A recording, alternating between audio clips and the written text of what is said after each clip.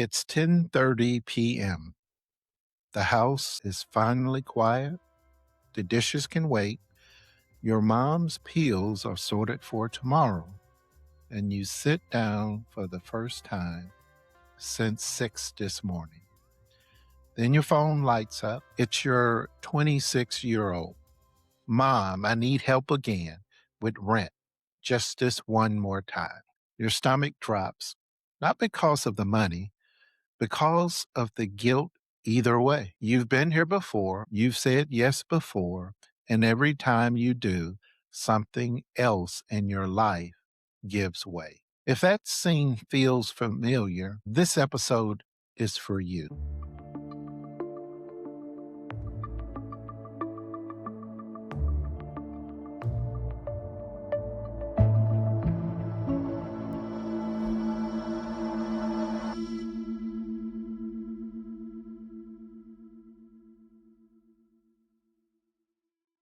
I'm Arlie Vann, and this is Rich Without the Rush. For the last 3 weeks, we've been talking about the sandwich generation, what you carry, what it costs, and why you're so tired.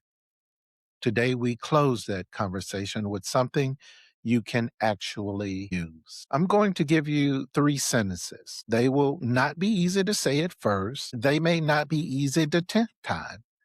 But if you say them and hold them, they will save your retirement and they will not cost you your child. Here's a number to sit with. 48 out of every 100 parents in their 40s and 50s gave money to an adult child last year. Almost half of us. So you're not alone in this. You're not failing. You're not the only one feeling stuck. 9 in 10 caregivers say they need more support. Nobody asks how you are doing. Not your child, not your parent, not your spouse. You are the household finance officer of 3 generations.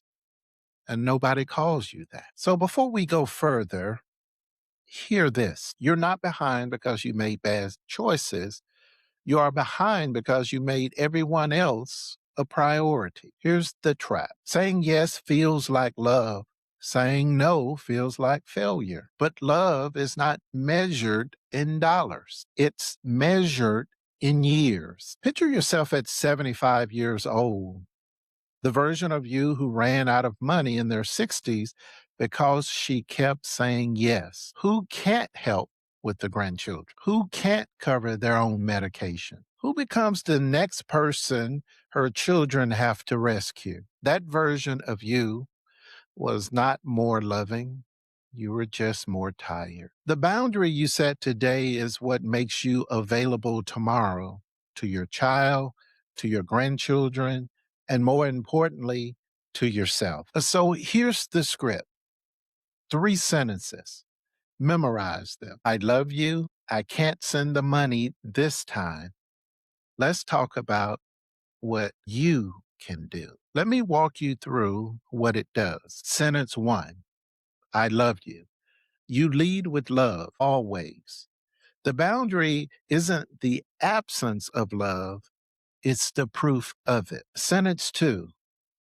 I can't send money this time. Not I won't, not I can't. You're not punishing. You are protecting.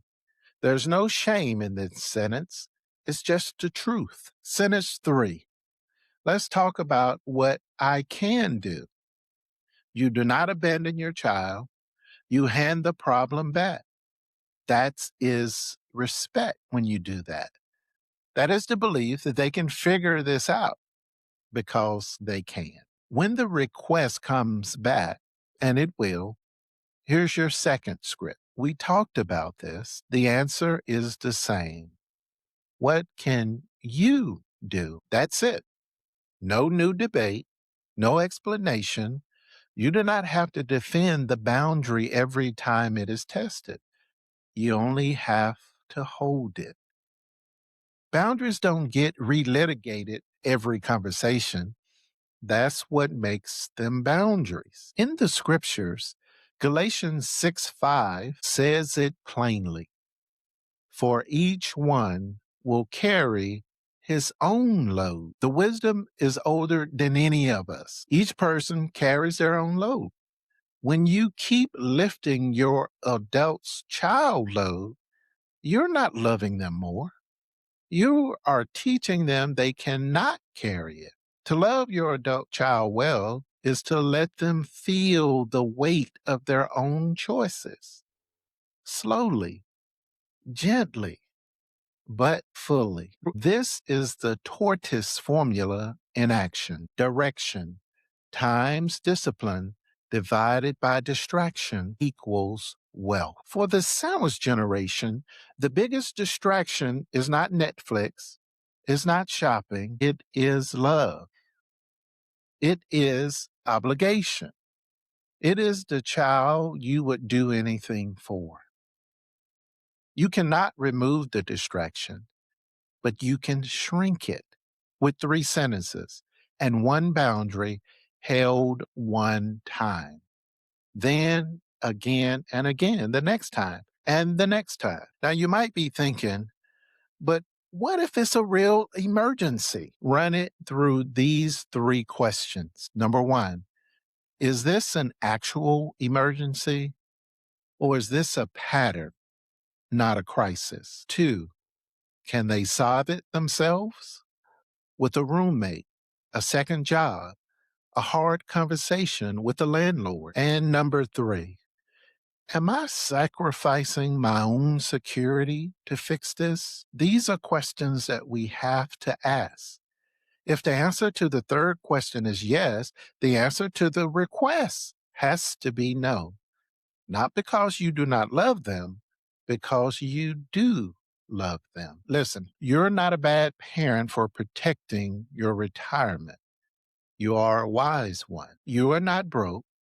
You are exhausted. And the boundary is the rest you have been waiting for permission to take. 3 sentences. I love you. I can't send the money this time. Let's talk about what you can do. Send this episode to the friend who needs to hear it.